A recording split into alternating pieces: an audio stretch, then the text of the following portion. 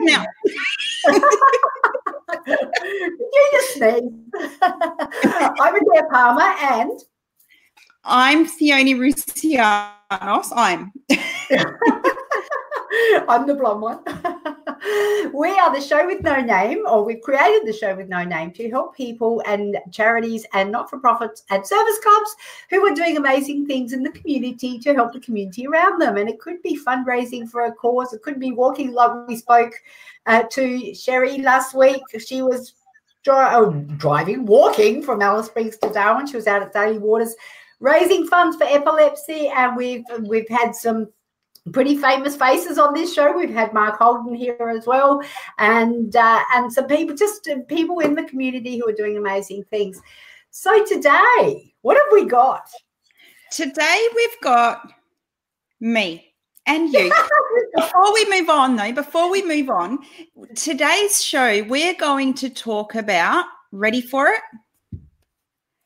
How to gain support and sponsorship for your community event. Now, have you ever tried to put an event together with zero budget? Oh, I think everybody does every time, just about, unless you're a big... So what do you do when you need to cover some costs up front, because not everyone's willing to wait until after your event to get paid, because at the end of the day, everyone's running a business and they've got overheads to cover? What do? You panic. No, you don't. You ask Theonie. You ask Theonie. Before, because you are a fundraiser extraordinaire, and having raised over $85,000 for Kidney Transplant Diabetes Research Australia, we need to listen to your expertise. First, there's a couple of things, because I'm gonna actually do a which way's out. Anyway, I'm gonna. You mean I don't have to mute you today? You won't have to mute me. I'm going to mute myself. We do have some things happening in the background today, and I think rather than having me talk over you and you talk over me, which is kind of fun, but we don't get a lot of information across, I will let you have the floor today. And thank you, wifey, she says. Putting words in my mouth, putting words in your mouth. And the other thing I forgot was, what was I going to say? What you were going to say is, if you're watching live on Facebook and you know people who run community events or are thinking of running community events, fundraisers, whatever, bring their eyeballs to the program and please let them know. And we'd also like to interview them, because not only, today's show is about helping with the event, some of the more practical things to help you with your own event. We also like to showcase what other people are doing in their communities. So we'd like to interview them. So bring them to us. Bring them to us, bring us to them. Either way, let's connect, because we love to show what other people are doing out there. And also, we are being broadcast not only in the world of Facebook. Our programs on mytimetv.live are also being broadcast out to over 50 channels on demand via the Binge networks, including in China. So if you're watching us over there, welcome. And if you are, from any platform that you're watching us on, we do welcome you and thank you very much for joining us. We are live on Facebook, so without further ado, I'm going to drop out and I'll see if I can pop afterwards, but I'm going to let you run with it, because you've got this. You're not a dropout. See ya. Oh my God, I'm going to get a word in edgeways today. This is wonderful. So what we're going to talk about today are the vital, now I just need to close this in the background because I can hear the beeps.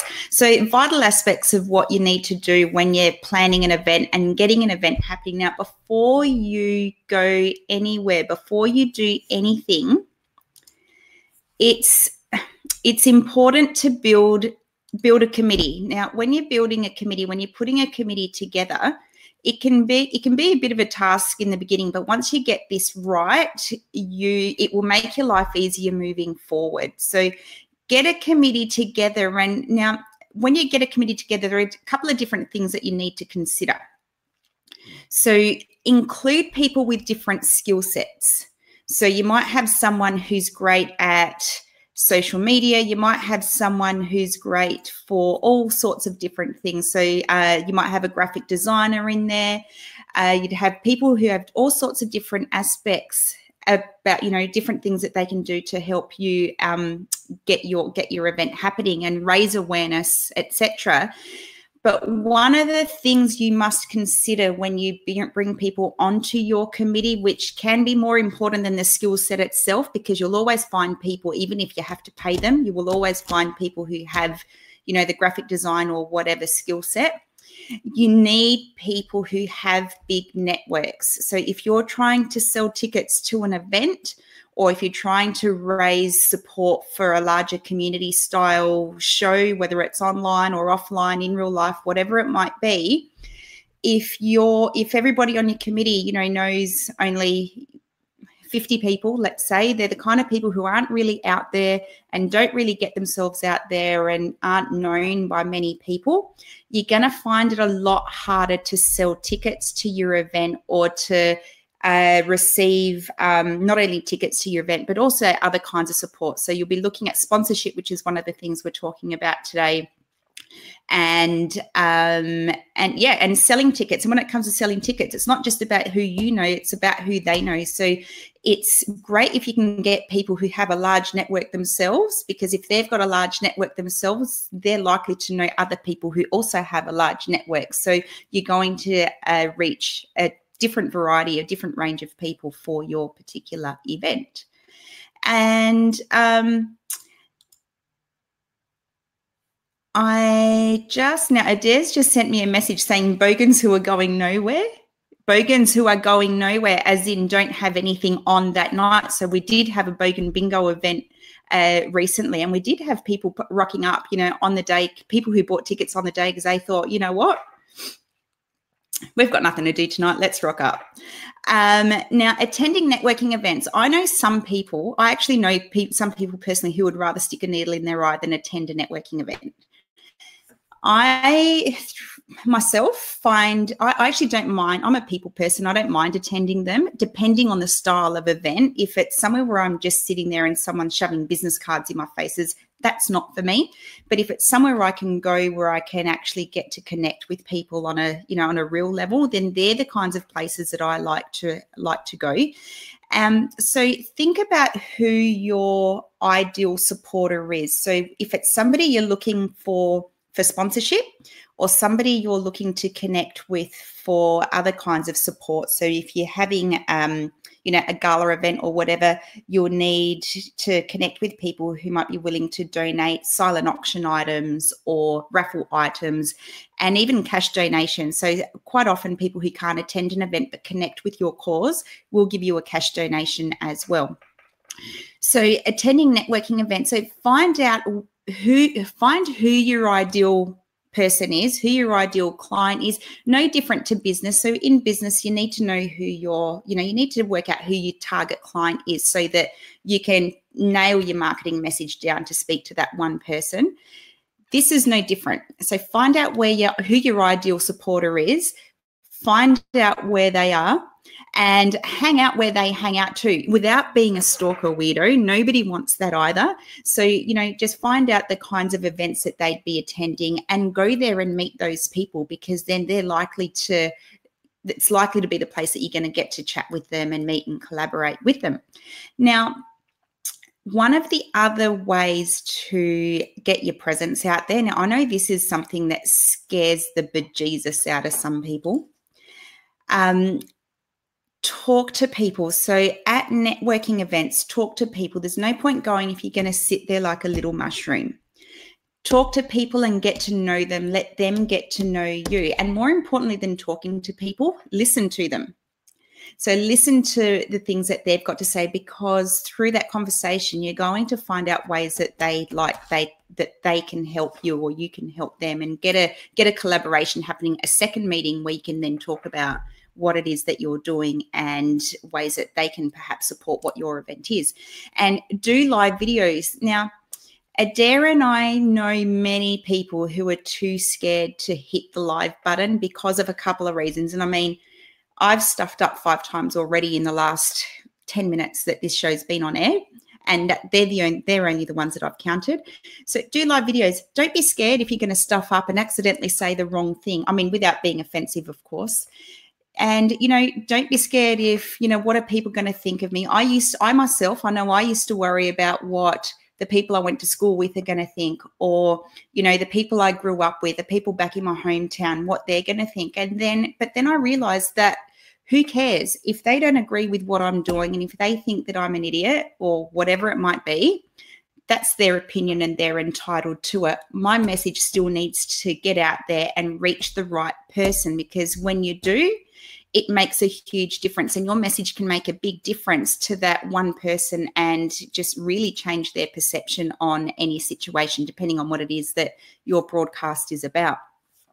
So now, if you don't understand the power of live video, I'll just give you a little story.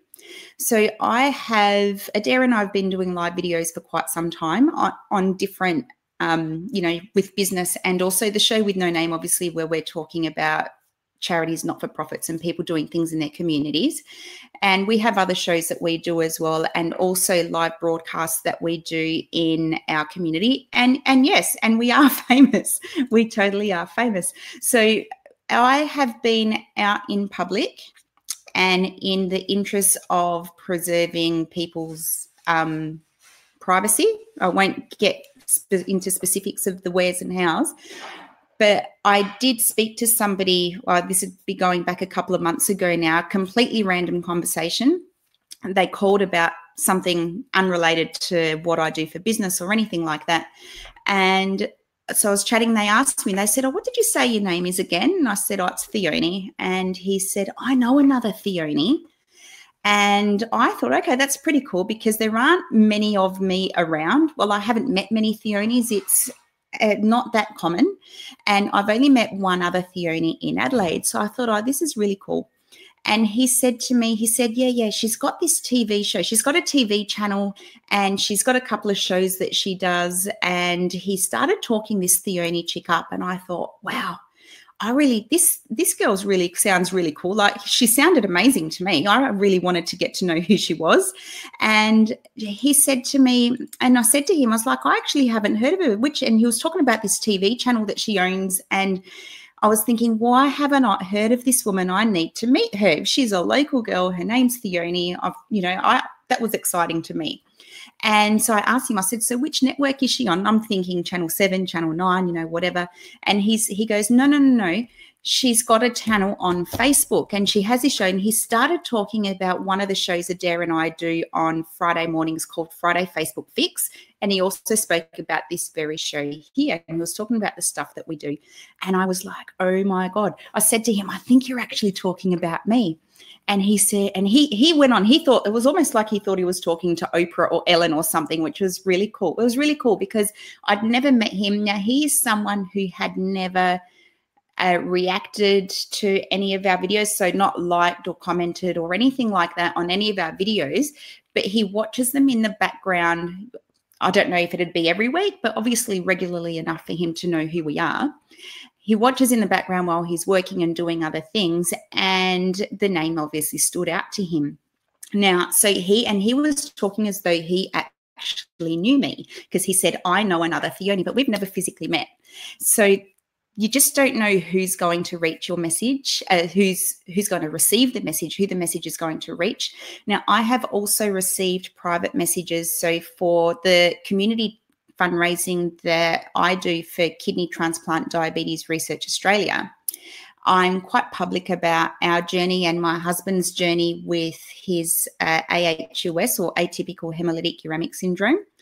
And I have had private messages from people reaching out for support who have felt completely lost and alone through their own journey, and thanking me for putting that out there, because even if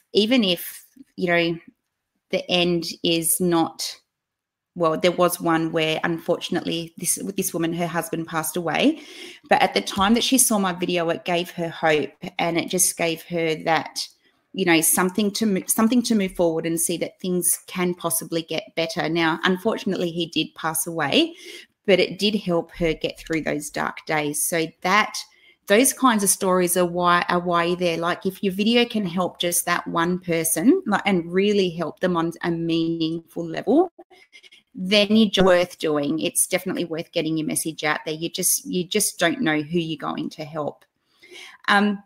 So the live videos, if you don't do them, start thinking about it, or do what I did when I did my first live video. Don't think about it, just do it. Hit live. People might think you're stupid. People might think, well, they won't think you're stupid. People might think, oh my God, you know, the people who you grew up with, whatever, but who cares? Because if that's what they think, they're not the people that your message is meant to reach. Now, build the relationship. So as we said earlier, attend networking events, attend them, you know, attend different networking events. You don't have to just stick to one. If you're the kind of person who feels loyal to some things, that's okay. You can attend those networking events regularly, because then you're going to make a meaningful connection with the people who are there. But be part of more than one, because then you're going to connect with different people, different businesses along the way as well. And that's the quickest way to build your network on a face-to-face level. So build the relationships without being a crazy, sleazy stalker. So, you know, get to know them. Don't be in their face all the time. There's an art to do it. There are do's and don'ts when it comes to networking. That's not what today's show is about, though, but you definitely need to get yourself out there meeting other people.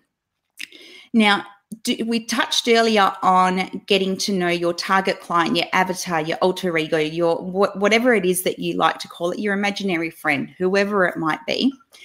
It needs to be a real person. So just with business, you need to know who your ideal client is, or your avatar. Yeah, like I said, your imaginary friend. So find people and businesses who have an interest in who. Now, I'm sorry if you can hear my husband talking in the background. I don't think he realizes I'm live and the microphone's going to pick him up. So if you, where was I? I just got distracted. So yeah, sorry about that. So find people and businesses who have an interest in who you are, and in who you are, I mean who you represent, what you represent, who you're raising money for, and perhaps, you know, perhaps the businesses that you approach might be somebody. Now, it's not always going to be possible to know this, but you need to research these people. So the CEO of a business that you're approaching might be affected by an illness you're supporting in some way, indirectly or directly. It doesn't necessarily mean, okay, so for us, kidney disease and diabetes, it doesn't necessarily mean that the owner of a business or CEO or someone in upper management is going to be have chronic kidney disease or diabetes or whatever, but they might have an auntie who lost a limb due to her diabetes, or somebody who's on the waiting list that they love who's on the waiting list for a kidney transplant or something like that. So you just don't know how your story is going to connect with them. Now, show them it's a good business decision to support your event and your cause. So love live TV. This is real life. It is real life. And if it's not the children that you're contending with, it's the husbands, right, Adair? He's all right. He's a good egg. He's a reason that I'm doing all of this stuff. So he's okay. He can lurk in the background if he wishes. So show them it's a good business decision to support your event and your cause. So a business isn't going to just throw money at you just because. They need to see, you know, just with business, just with any business transaction, you need to get a proposal together and show them what they're going to get for their money, because for them, it is part of their advertising budget. And, you know, businesses, especially larger businesses, they're contacted by people for support, whether it, you know, for donations of some kind all the time. So you need to give them time. So don't send a proposal today for an event that's on tomorrow. You need to give them time to look over it. And you need to just show them what being a sponsor for your event will do for their business if it's a pure economic decision for them. But if you know that someone, you know, in upper management or the owner or someone that they care about is directly affected by whatever it is that you're raising awareness and money for, you can use that to help gain support as well, because that story is going to mean something to them. Now, once you get a supporter, pimp them on all of your promo gear, which will be part of your proposal anyway. They're going to want to know how they're going to be advertised. So put them on all your promo gear. By doing that, you are likely to also, well, it'll help you leverage getting more sponsors that way. And so what we have, one of the sponsors for our Adelaide Kidney Ball, which is on the 10th of August this year, is Distinctive Homes. So they're second-time sponsors this year. So last year, now this is all part of making sure you have people on your committee who have a large network. So they came on board as sponsors last year to our event.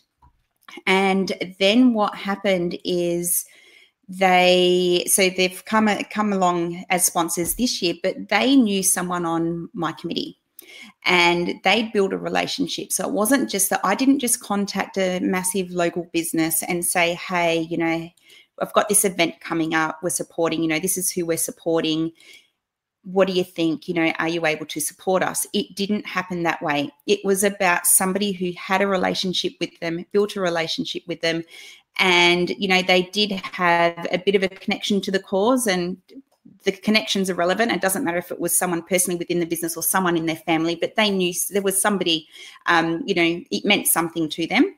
So they were then more willing to help out perhaps because of that. I'm not sure if that was their deciding factor, but I'd say that it definitely had something to do with it because the cause meant something to them. So by doing that now, so we had secured Distinctive Homes as a sponsor already for this year's ball. And then we held a mini event in the lead up. We held Bogan Bingo. So that was a couple of months ago. Now on the tables at Bogan Bingo, because we're raising money for the same cause, on the tables I had flyers promoting. So we had the save the date for the ball coming up in August. And the save the date included our sponsor's logo there. One of our other attendees at the ball he's a mechanic and owns his own business, so Precise Automotive, sat down and saw the bottom. This was after I gave my speech at the event, so you never know who's going to be at your events either.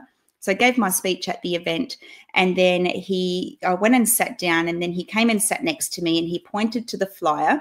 And on, you know, this side was the Distinctive Homes logo as sponsor. And on this side, it had, you know, proudly supporting and the Kidney Transplant Diabetes Research Australia logo.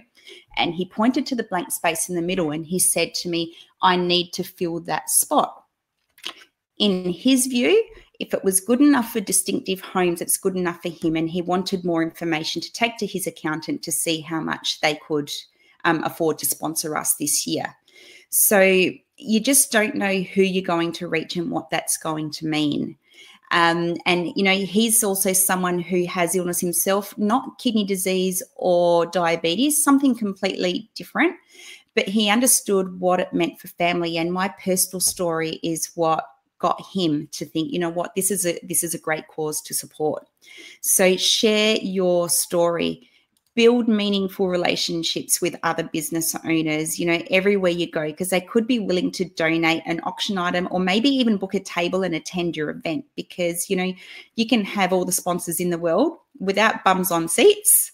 Your event's not going to be a success either. So these people will help you book tables and, yeah, donate silent auction items, raffle items, whatever it might be. Now, most importantly, none of that's going to work if you're not yourself and you don't share your story. So this is, you know, there'll be different people on your committee bringing people in because they've got their own connections, etc. But if you're the host of an event, share your story. People want to know why you're doing it and they connect with real people's stories. So this is the emotional side is what really gets people not interested. It's not about having pity parties or anything like that, but real people's stories and journeys. And when they see the pain, when they see your pain, it does change everything. So I'm not talking about breaking down and crying. You know, what it does do though is it humanizes your story and the experience, and it puts the supporter in your shoes. So they see what you've been through, and sometimes people are inspired because, you know, whether you know it or not, you may not know everything about the person you're speaking to, but at some point in their life, everyone has been through something. It might be illness. It might be, it might be death. It might be illness. It might even be, loss of a job or something. It doesn't matter what it is, because the severity of that situation to that person is all relative to anything else that they've been through in their life. So everyone has been through something. And so sharing your story does humanize the situation, does put them in your shoes, and helps them make a decision to help and support. So get to know them, get to know people. And lastly, if you want to know how successful it can be, shameless plug here, buy a ticket to the Adelaide Kidney Ball and see how we did it. So ticketing link is above, or the event link, the Facebook event link is in the blurb above. Click on that and the ticketing link is within that blurb. If you can't find it, because I know not everybody is Facebook savvy, if you can't find it, comment, send a message, however it might be. You can connect with me on almost everywhere and I will direct you in the right place. Now, I am going to see if usually I don't give Adair a warning, but I'm going to. I'm just going to bring her up so we can wrap up. She just smiled at me because I think she appreciates I gave her the warning, because that never happens. Oops, I've been busted. I've been on my phone. Working I've been doing, pardon? Working and gaining support, I hope. Totally. I've just been looking at the stats on our My Time TV that we're broadcasting on now, live, and we have had, for a page with just a couple of, well, not even 2,000 fans on it, we've had, no, I've lost it, over 25,000 organic reach, and about 7, I can't find it here. I was just excited about that because, and about 17,000 engagements on the page. Now, this is what you were saying before, Theonie. If you are a not-for-profit, a charity or a service club, or someone in the community who is looking to raise funds for a good cause, you've got to get on board here, and we would love to feature you on the show with no name, and we would also love to we'd love to host and help people,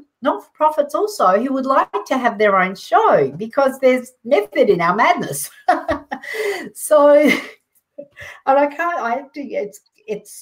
anyway, I got very excited about that, and I'm thinking, oh, how can we get this out there further? So we would love to have you to help us help you even more. So on that note, now we have 3 incredible people booked up for the next 3 weeks, locked in for interviews over the next 3 weeks. So we've got, next week we have Gail from Poetic Justice Cafe in Gawler. So Adair and I went out there and did an interview, pre-recorded. So we'll be uploading that as a premiere next week.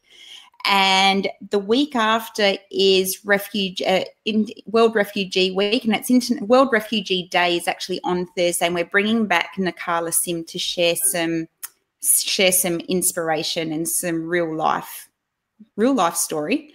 And then the following week we're bringing back Rachel Ireland.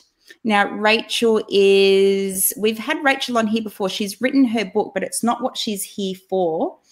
She's going to talk to us about the Famous Faces Luncheon. So that's at the end of June. And so if you have a story or somebody you think that we need to speak to, connect us, get them to message us, or start a group chat, and let's get chatting, because we want to help share their stuff. And we'd also love to open up this platform if you're a charity or a not-for-profit or a service club who is willing to step up and put the camera in front of your face and have your own regular show. We can get you more exposure. We can get you more donations, more sponsors. We can help you get your brand out there in the community. So we are really keen to help you, but you need to help yourself by stepping up and actually taking the risk. And it's not like, there's a whole heap of fear around that for a lot of particularly organizations who go, I was doing a conference presentation presentation workshop at the the Heritage Tourism Conference last week. I did 2 conferences last week, and I'm getting a bit confused. But we're actually talking about live broadcasting, and one of the questions was, is it safe to let your volunteers and let people who help and support you actually get in front of the camera and access your stuff? And I go, absolutely, yes, you have to do that. It is, what do we call it? Hashtag, finish my sentence. So was your undies? I don't know. Hashtag. Seriously. Collaborate.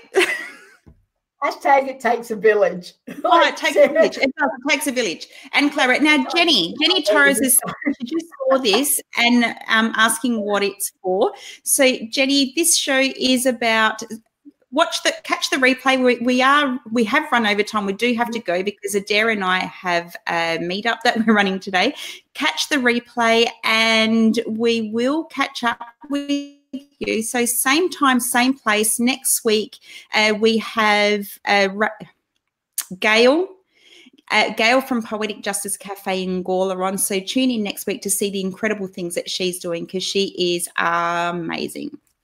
Absolutely amazing. And the Knit and Natter group. All right, guys. See you next week. Bye. Bye.